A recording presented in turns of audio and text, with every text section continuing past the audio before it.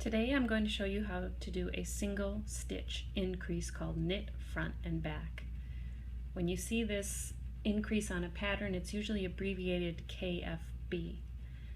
Another name for this increase is bar increase, and if you look in this stockinette stitch, I did an increase here, and you can see it creates a little bar that's visible in your work, thus the other name. I also did a couple of bar increases on the ribbing to show you how to properly place the bar increase on the ribbing.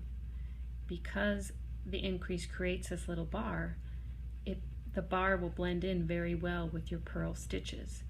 But you have to place the increase on your last knit stitches before you start the purl.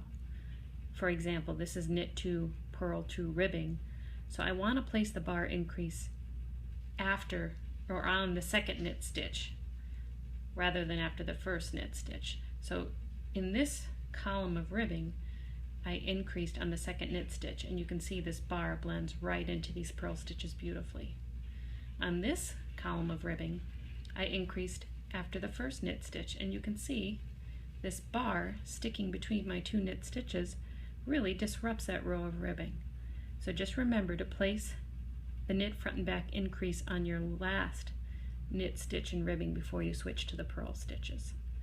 So now I'll show you how to do the increase. I'm just going to knit in a couple stitches from the edge here.